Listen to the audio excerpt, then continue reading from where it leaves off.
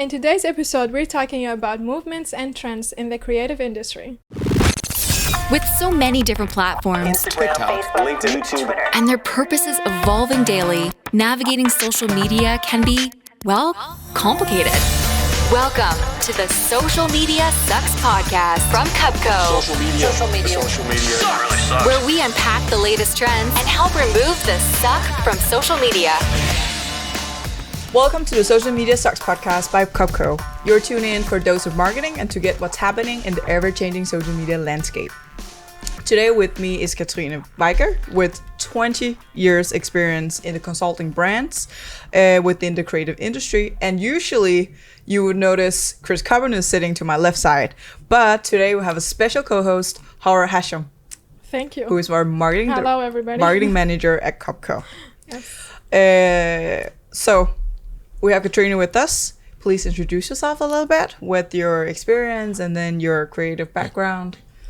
Yes, well, thank you very much for letting me come by here today in this beautiful location. Pleasure. Thank you very much. Yes, my name is Katrine Weicker, and I've worked with creative companies for 20 years this year. And I work together with many different types of creative businesses. So it could be fashion companies, it could be lifestyle businesses, furniture, it could be beauty, it could be music, it could be food companies. So a wide variety of creative businesses. Mm. Great. Yes. And your experience in, where did you gather all the experience, or like where did your professional career start? I started out working in London. I got my degrees from different universities abroad. And then I worked in London for 7 years for a large American company. And then I came back to Denmark, and then I traveled again. So I've been around the world. I've lived in Singapore, in the US several times. A globetrotter. And in France. And was the companies also within the consulting industry, or? Well, part of the company was a consultancy, yes. Okay. But not to creative businesses as such. Yes. But I always had a passion for the creative industry. So during my schooling, I did a lot of projects for different Danish brands. Yeah. So yes, that's how it started. All right. I want to dive a little bit into this. Since we're talking about the creative industry, then we have a lot of customer experiences and customer interaction and all these kind of different supply chain. So the online consumer insights and trends, I want to dive a little bit more into that. Where do you see customer shopping growing within, especially post-COVID? Well, of course, COVID changed creative industries just like any other industry out there. It's strange how we've lived in a time like this. And I think for the creative industries, it also came as a blessing because it accelerated a lot of the digital transformation that was definitely needed for the industry. I work with a lot of fashion companies, and I thought that many of them actually had web shops.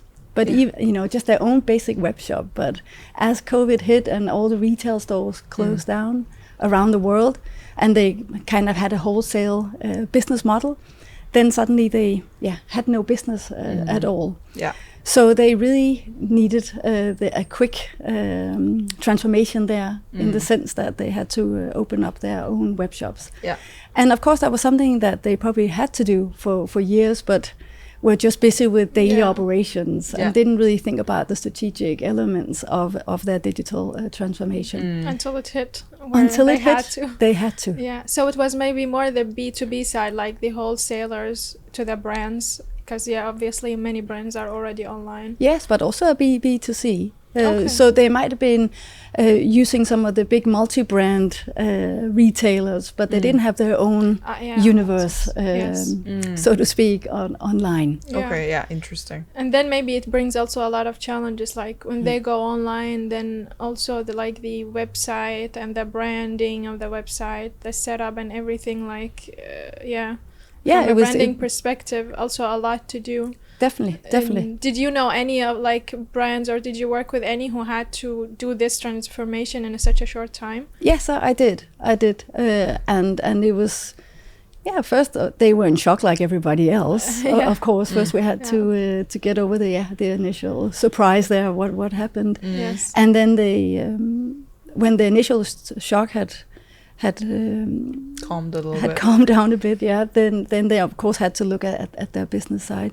And for a lot of the creative businesses, for example, lifestyle, furniture, and fashion, the predictions in the beginning were very, we're not going to survive. How are we going to make it? Yeah, true. That's what I actually thought, because it was one of the industries that was hit the most, besides the entertaining, because obviously people deprioritize the nice to have stuff like entertainment or fashion or new furniture. It was about survival all of a sudden, and toilet papers. Most definitely you did. Yeah, that's what we were all going to the retail stores for. Of course, nobody were looking for that dress for the wedding that summer, or the graduation, or what have you. So we didn't know how it will unfold afterwards. No, exactly. So the predictions were not good, and the industry was really crying out for both financial help and help altogether.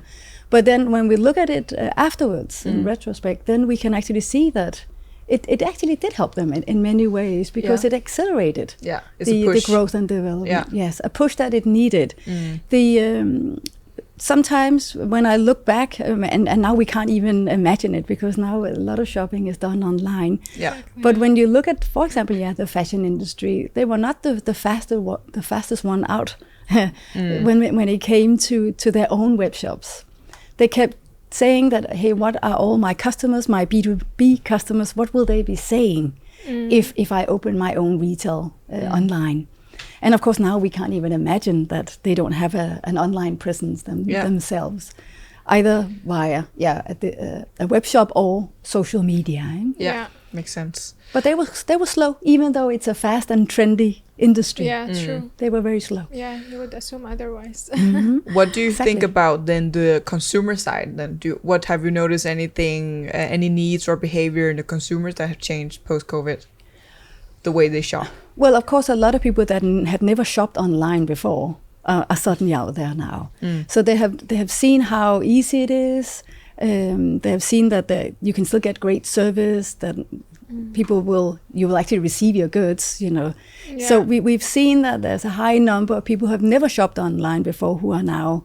Really, I had assumed the opposite, because maybe it's also a generation thing. I shop mainly online, and I order bulk from like Zalando, and then I want to try everything with what I have already, and then return a lot. It's not sustainable at all. But I know. She's aware, okay? I know. Don't dislike it. Yes, and I'm also like pro sustainable all the time, but like to be honest, I sometimes do not care as many others. And I want to make it easy for myself, buy all the things I like, try them on, and then return what I don't like. And what I do in the stores, it's like only when there's a specific thing I know that is there, or when I return things to the store. But that's maybe my generation. I don't know. Or maybe an item that you really need to try physically. Like it's hard. Some items can be hard to buy online because you don't have that dimension or measurement. Yeah, true. Or like some stores or brands, you can check if it's available in the store. So I go and want to look at that and try it. But I actually assume that maybe a larger percentage of consumers shop online versus the... That's definitely... but also a lot of people have never shopped before online, went obviously online during COVID. And a lot of people are doing like you, Hawra, returning a lot of goods, which of course is a huge problem. I'm part of an e-business network where that's one of the major issues for a lot of the brands out there. Yes, makes sense. Yes, because you mentioned Zalando yourself, and when you've ordered some things, some products from Zalando, for example, the blazer that you're wearing, and you finally find the perfect fit for you, the blazer that you want, that blazer has been to 6 other people on average, right? So obviously that's not sustainable. And that's of course another huge trend that I see in the creative industries that I consult to. And So what we've seen is that there are some new users to the whole online business. And of course, all the people that were online before are still there. But I think it's also very important to mention that retail is not dead by no means. I just read some numbers the other day that if you just look at the US, then there were actually the double number of people, of stores opening than there were stores closing in the US last year. Which is quite interesting. Yes. I know that. Then us here in the room, we love the whole online universe, social media, and everything. But we can't completely wave goodbye to retail. As such. We touched upon that also in a different episode. Go listen to that one. I don't remember the topic, but I think it was about retail e-commerce. Actually, it was e-commerce. Post-COVID, where we also talked about there is all this data about people actually, due to the pandemic, notice. They're craving for this physical aspect of touching stuff, textures, being social with friends, going on shopping, because there's also social kind of connection to going to a physical store, right? That you can touch, you can feel stuff at a different dimension that you can't do in the virtual space, in the online space. So I could imagine there's this two sides, right? There's the ones that start to shop more online because now they have to do it, and then there's people going back, and that's also kind of a common trend that there's always this negative and plus effect. I mean, there are some things that you cannot avoid, like the reason, for example, why I order multiple products so I can try them on physical, because I obviously don't go to the store. There is no Zalando store, and there are some things that are maybe only on Zalando or whatever. It's easier just to shop because there's such big brand variety. So I need to order them, like feel them, try them on, and you can only do these things in the stores normally. So there are things that you cannot avoid with the retail and in-store and of course the physical retail stores, they have to up the game, right? I mean, they have to really change the way they're doing it. They can't keep doing what they've done also just before Corona hit. They have to make it more of an experience. They have to align it together with the online presence of a brand. That makes sense. So so we have this seamless shopping experience. Yes, that makes sense.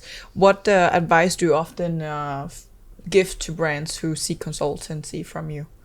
Well, I am actually a consultant not only on online media and e-commerce and so forth. I'm a consultant for companies for the whole value chain. So it could be design and concept development, and it could also be sourcing, production, sales, marketing, internationalization. Like I mentioned before, sustainability, of course. You can't be a brand today without having to, in the lifestyle and design and creative industry as a total, without thinking about sustainability. And then, of course, digitalization is huge. So it's every aspect. And I think when we look at, if I go back and look at one of the main things that I try to help my customers with is to help them know their customers much better. I think a lot of them are not really aware who their customers are. And you can't do anything online or in the physical world without truly knowing your customers. That makes sense. They might say they know their customers, but then when I ask more questions regarding that, I realize that it's very superficial, the sense that it might be, I think, we don't actually know our customers. Okay. And I think to do anything in the, for example, with social media, you obviously have to know who your target group are. The market research has to be there. Of course, of course. And what questions? Proper, right? I Definitely, mean, not just a finger in the wind and see where that blows. But what about, can you give me some examples of what questions you would ask them then? Like to get below the surface a little bit. For them to understand their customers' needs. I ask, for example, what are your hero product? What is the product that a customer out there would really miss if it wasn't there anymore? Okay.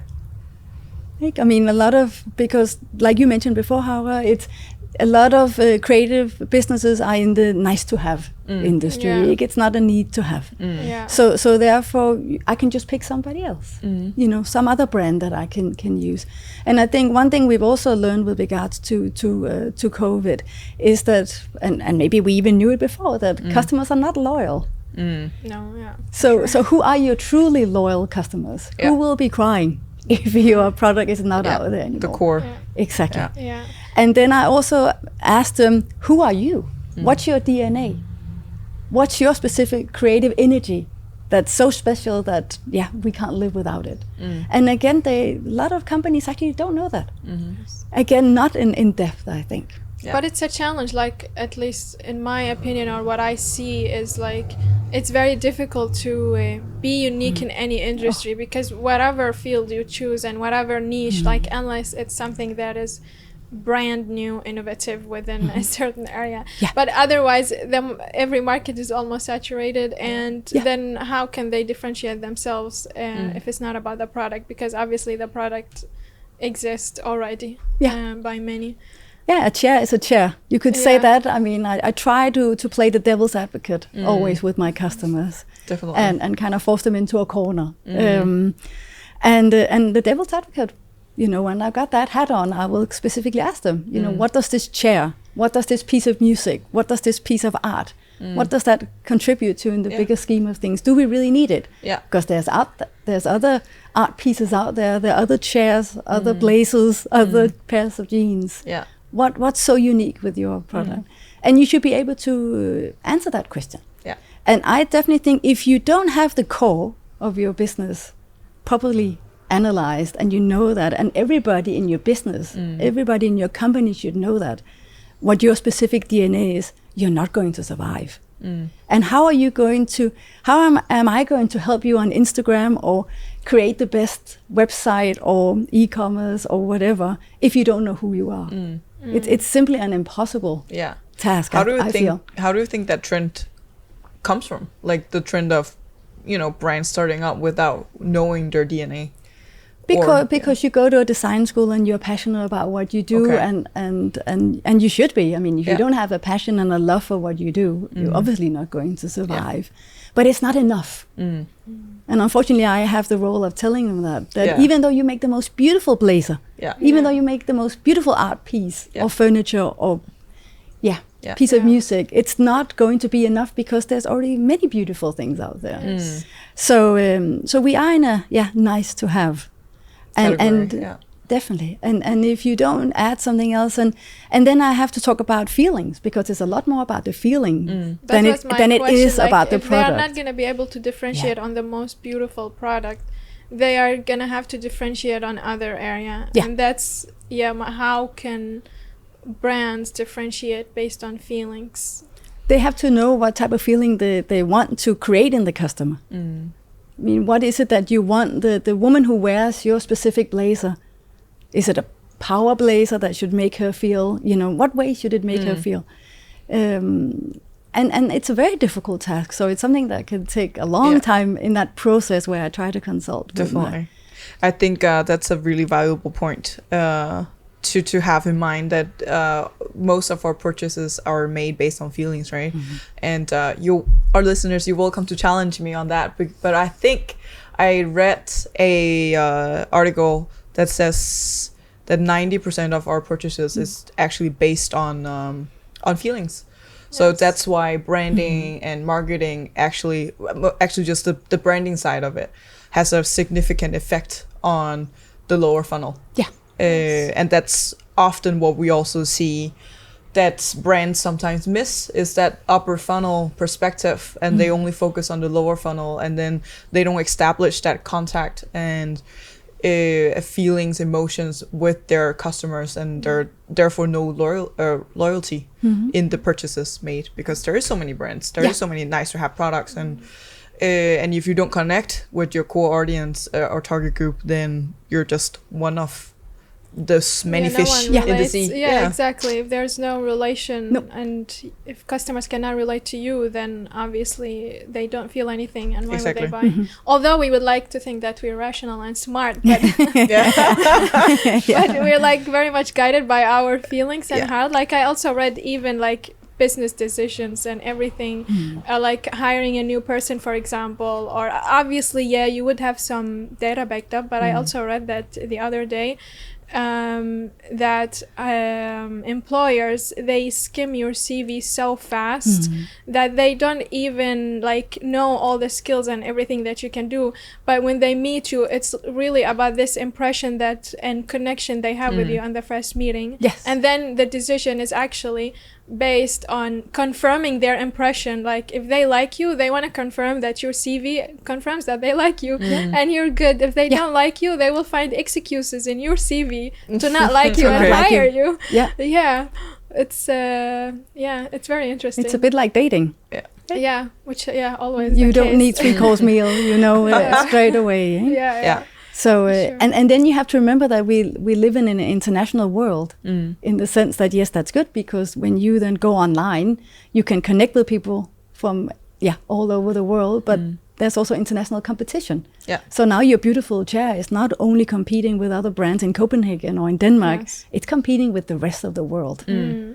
So what about the music industry? You mentioned that you also consult within that industry. What are the what are the trends or like sustainable competitive factors that you see within that industry? Well, you definitely look at an industry where the business model has completely changed.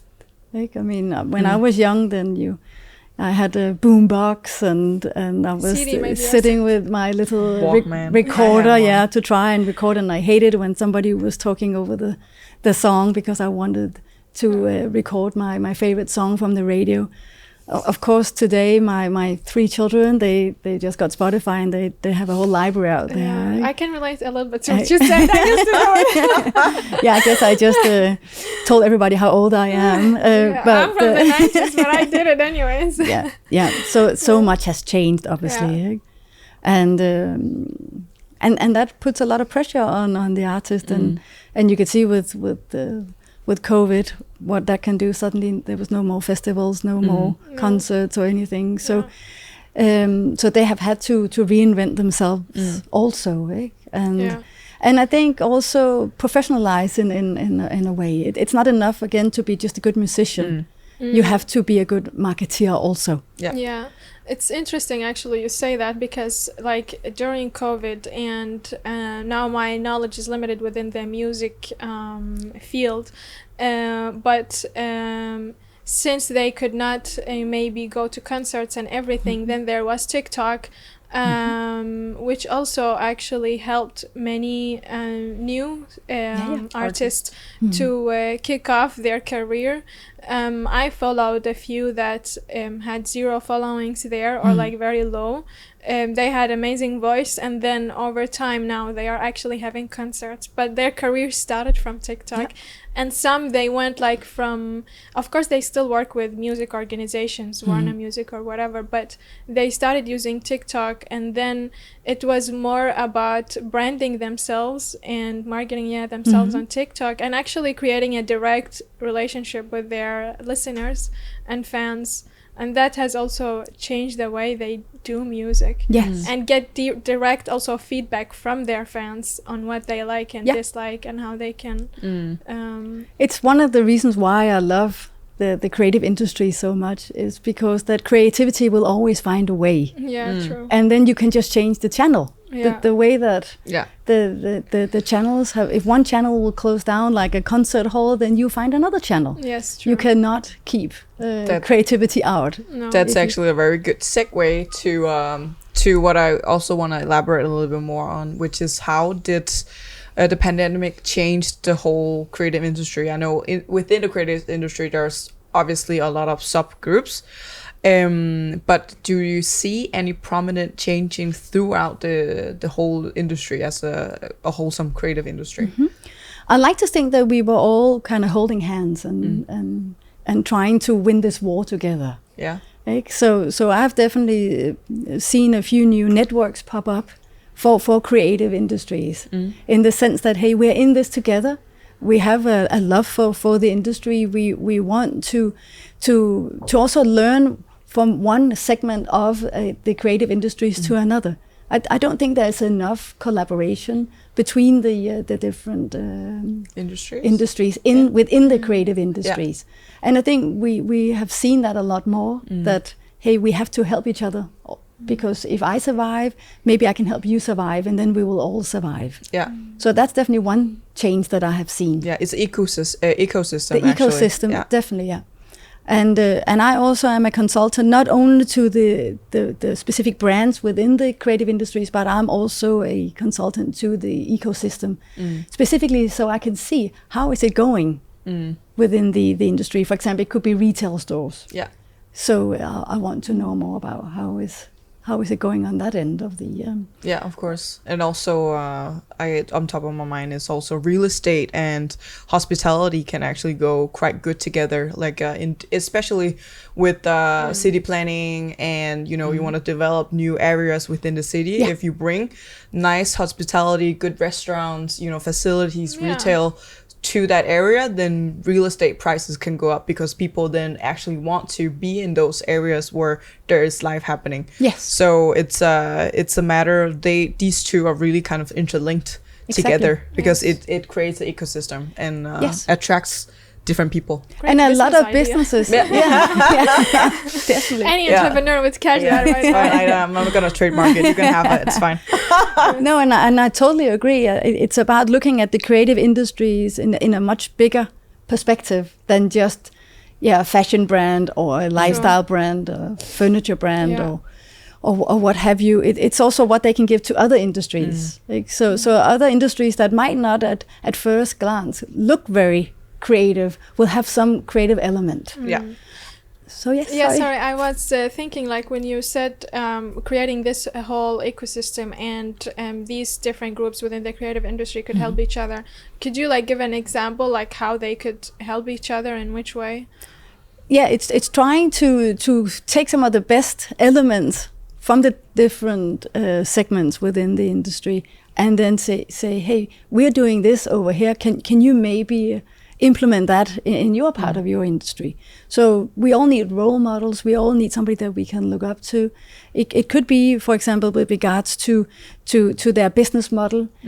Have we used our creative abilities in developing our business model? Is that something that you can do also in your part segment of the creative industries? So and also buying and selling from each other. I mean, there's no fashion show without music. Yeah. So and if you are a fashion brand, a clothing fashion brand, maybe you need jewelry, maybe you need other types of accessories. So just working together as a whole. Now I think of Victoria's Secret fashion show and having artists always there. Yes. Yeah. Yeah. So what would you then advise brands? How would you advise brands to navigate through these new changes? I think being a part of a network and not just sitting in a basement somewhere. Ask other people, get advice. Of course, I have to say that as a consultant, but I do feel that a lot of companies that I speak to, they kind of come to me too late. If they are looking for finance, it's financing their business. It should have been yesterday. Yeah, it's much better if we have a few months to try and find the right investor, for example. So it's always trying to ask other people. Yeah, can you help me? I definitely think that's one of the best things that you can do. Not be afraid. Not be afraid to fail. Yeah. Which is, another thing that we talk a lot about here in Denmark is our whole culture is based on that we don't like failures. And I think that's very wrong, because you cannot have a business without failing. Yeah, sure. It's simply not. You can't be a human being without failing. How would you learn and know what to optimize on or develop on if you don't discover what went wrong? Yes. Yeah. You pick yourself up, you dust off, you brush off the dust, and then you continue. The environment changes, and especially now, digital, especially after COVID, social media, and that sphere changes all the time, like new trends, new formats, new ways of communicating, and they have to constantly adapt. And if not, then they would probably lose on a lot. Yeah. Yes. Let's approach the role of social media for brands in this industry then. Probably you already tapped into it a little bit, but can you guys mention some brands that's using social media in a good way in your opinion, and why are they doing a good job? Now that we're talking about post-COVID, adapting and etc. Yes. Okay. I'm like, I don't have time, like on top of my mind. I don't know, Catherine. If you know, you can go ahead. Well, I think there are many brands that, of course, I feel very, and that's why I'm smiling so much, because I think for creative industries, it's heaven sent. Social media, because it's all very visual, very visual, especially industry. For creative industry. Yes, right? That's what I mean. That's why I'm smiling so much, because it's heaven sent. Yeah. Of course, you have to know which one to go for, because you can't. I don't think you should do everything that's out there. Every brand should not be on TikTok, Instagram, and what have you. You have to find out what's the most relevant social media for you, and then do it well. Because we like. We think at least that actually every brand, for example, can be on TikTok. Of course, there are some industries that are less present, or maybe their consumers are less present on TikTok than other platforms. But if you find like your voice and your creative side and can do things that is both relevant to your brand and still within your own brand identity, but do some creative tweaks to be on that platform, then you can still be there, because it's about how you communicate. Yes. And for example, TikTok, like everybody else, everyone had the same assumption that it's just for fun. Yeah. But then you see people like from dentists, like anybody is actually now monetizing on their knowledge on social media, like everyone becoming a content creator within their field, whether it's an engineer or dentist or whatever, psychologist. And it could be on a personal level then, but you have to remember that the companies that I consult to are all small and medium size enterprises.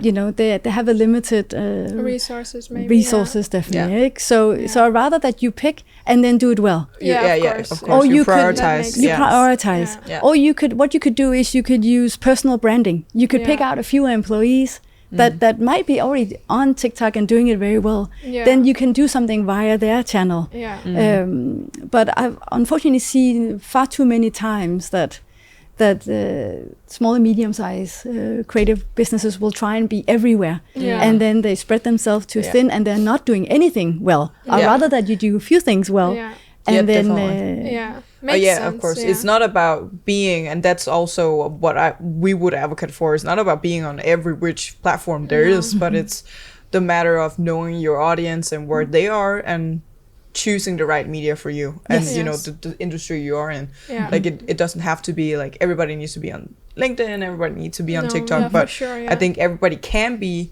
if they, as Hawra say, pick up their voice. But it's also a matter of where does it make most sense for us to be in. Yes. And then look at it in a strategic way. Yeah. For sure, Which is also sometimes something that's difficult for smaller companies with not that many resources. Because they're very caught up in operations, the daily operations. They're putting out fires. They're not really thinking about the business in a larger scheme and in a more strategic way. Yeah. Because there's simply not enough hours in the day. Yes. So that's important that they will say, yes, okay, I will be on LinkedIn. What is it that I want to do there? How is it that I should make it interesting for everybody following my account? You can of course always like scale it up, but again, like the key takeaway is like knowing your resources and where you can be your best at which platform or because for a creative business, we are back to that, you could be everywhere because you have great photos, you have great storytelling, you have everything when you are a creative business. Yes, it's I think the most sexy industry to be in. I mean, it's full of pictures, right? So you there's so many possibilities. I mean, they're endless. What about the post-COVID, the landscape on social media for these creative industries? Have you seen any shifts in communication, like both in style and the nature of communication on these for these industries on social media? Well, I've seen a few things. Now, before I mentioned that maybe it wasn't always so strategic, the choices that were made, and it wasn't following a strategic process as such. I do, though, think that because of COVID, that we are looking at it in a more strategic sense, because we could see how vulnerable we are. And we could also, as an industry, can see all the possibilities. Yeah. So I think that's a great.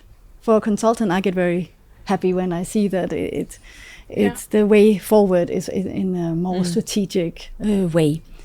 I've also seen that the customers are a lot more in control with regards to social media and the creative companies. And I think that's not bad, because there's some kind of interlinked relationship there that you can kind of co-create together with your customers. And that's not something that the creative companies normally like. They like that I'm the designer, I design for you. Sitter, yeah. Exactly, yeah. What do you mean by the customers are more in control? Yeah, exactly. Well, for example, they can, create content, but they also want to help co-create products. And there you can use social media for the communication. Yeah. So I don't just want to be told, okay, I only can wear a black blazer. What if I don't like a black blazer, but I want a black blazer with some yellow flowers on it? Then I can co-create together with a specific brand. So that's something that the brands have noticed, that it seems like the customers somehow have a bigger voice out there. Yeah. They want a better service. They don't want to waste time. There's a zero tolerance. I also want my product straight away. I don't want to wait for weeks for my product. You see like these also like brand influencer collaborations where they co-create products, and it's also based like on the influencer's sense of style, or whether even it's like if it's furniture or interior, or like I've seen influencers do these collabs within the different creative industry areas, and they do it that way. Yeah, I'm assuming it must be maybe challenging for brands to like listen to, obviously they have to listen to their customers, but like it's hard to co-create with any customer. First, maybe it doesn't give that much of value, like who is this customer, like does anybody know Hawra? No, I have only 180 followers on Instagram and it's mainly my colleagues and family, so nobody knows me. Invisible human being. But like they would want only to co-create with people who are obviously known, to also like monetize and increase sales and all this behind it. But it's also expensive for, let's say, new startups or medium-sized companies. Most definitely. And then we're back to that. You really need to know where you're coming from yourself, or else you could kind of be pulled around, right? If you have to listen to everybody that's out there, if you don't know your core and your creative energy, then hey, you will go left one day, you'll go right the other. Where do I go? But I think it's social media is a great place for designers to obviously get inspiration. And see what are people listening to, what are they wearing, what are they eating, what are they doing, connecting, much more personal. And of course personalization is a huge topic for creative companies. I'm thinking of like for the question you just posed, like the also type of communication, and for brands to get inspiration on social media, and how also consumers communicate and talk. There's like this ongoing discussion about like authentic content, polished content, whether it's like visual or whether it's video or image or whatever. And some brands like, it's always a heated discussion, like should brands be very authentic and show so many different faces? Some brands, they overdo it with the authenticity and maybe diversity as well, and some are still like polished and like specific type of models. How should brand know like where to go, what communication approach or content creation approach should they adapt? I think it's a very relevant question, also because we have seen so much you could call it greenwashing or what have you. Or maybe also trends, because like the polished versus authentic, it's been like always ongoing. Yes. The type of models you use, then there is a huge movement on now it's plus size, now it's sorry fighting with the mic. Now it's like diversity, now it's about this ethnicity, and now every brand have to jump on this, or there's this cause that you have to like. It's also a way of communicating, and so it's also hard to tell, is this brand really yes, I definitely think consumers today are too clever to buy into that, and I definitely think that young people will see straight through that, and then it's not authentic. So I think you have to, as a brand, be very careful not to jump on the pride wagon if that's not part of who you are, or just only talk about diversity and inclusion right when it's August during Pride Week in Copenhagen. Then it's not authentic. And then you have to back it up with actions, collective actions. What is it that you're actually doing for the other 51 weeks of the year? And I think luckily we all, as consumers, and I definitely can see that with my students at CBS, that they're young people, they see straight through that. They don't just think, oh yes, now we're talking about diversity and inclusion, now we are talking about sustainability, and now we're all green just because you say you're green doesn't mean you are. No. Like, just because you say you're young and modern doesn't mean that you actually are. So you have to be very, very aware of what you do, and you can't jump on every bandwagon out there and then claim it as your own. And again, we are back to your DNA and your core. Find out who you are, and then tell people, and then it will come out in an authentic way. And then of course you have to look at all the different trends and movements out there. Let it be inclusion, diversity, sustainability, digitization. You also have to look at that as a movement. What way should I go? What should I choose not to do? And then be true to yourself instead of just running after the same ball as everybody else is. For sure. Because it just that's some good advice for a lot of brands, I would say. Do you have a common advice for the creative industry post seeing these trends and post COVID, at least in Denmark? Well, I think everybody has to really look at sustainability and then make some choices, because when we look at sustainability, it's like a big elephant. You can't eat the whole thing, and you have to kind of cut it into smaller pieces and then find out which piece to eat first and what way to go. I don't think you can be a brand in 2022 and not think about sustainability in one way or another. I do have brands starting up this year or maybe also last year that completely said we don't want to be think about sustainability. We that's not the road that we are pursuing. But then it's also a strategic choice not to. But you have to kind of look at it in a strategic way and then make some choices. Should it be social sustainability with regards to, for example, diversity and inclusion, or is it more environmental sustainability that we're looking into? You can't do everything, and I think that's another thing that both us as consumers, we need to know, that it's not an easy transformation for brands that were maybe not born into a sustainable world. The ongoing discussion. Sorry, you were saying something. No, it's just also the ongoing discussion that sustainability and greenwashing, what we also said before, and some brands, they are like, we cannot be 100% sustainable, and if we're only one part sustainable, then it might also backfire. Then we're doing other activities that are unsustainable. What would that mean for our consumers? So what would you advise brands? Like, it doesn't matter their size, if they are small or big, if they want to consider sustainability, what should they do? Like, should they go? It's impossible to be all sustainable, because no matter what you do, you're gonna pollute the environment in one way or another. Yeah, and especially with many of the creative industries, like Exactly. we don't need more clothes in our closets. Just open up and then it's see all the what's need to have. All the nice to have stuff. It's Exactly, Just, yeah.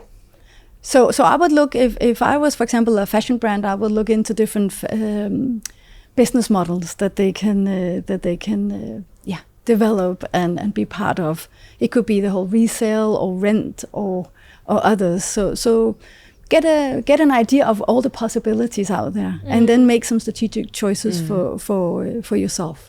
Would you as a advise brand. then that they rather do something that is sustainable than not doing anything at all?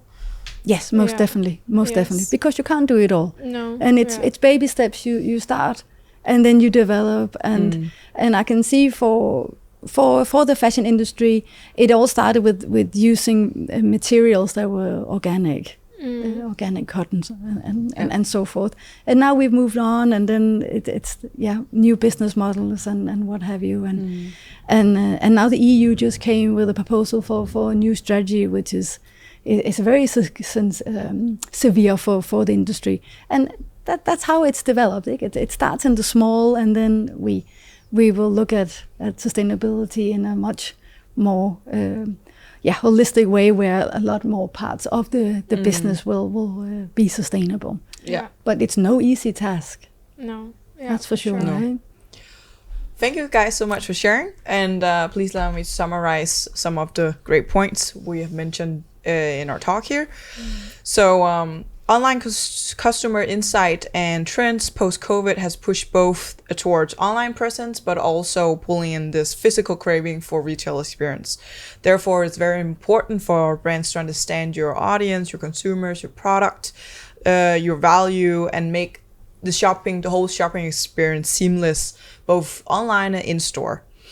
And the changes in the creative industry post-COVID calls for collaboration. It's looking for the whole value chain and see how we can establish this cross-industry ecosystem. So inspire and learn from each other. And to succeed and leverage social media in the creative industry is to know your resources first and foremost, evaluate your hero product, know your value, and then what platform gives you the most value to be in, to not to spread yourself too thin.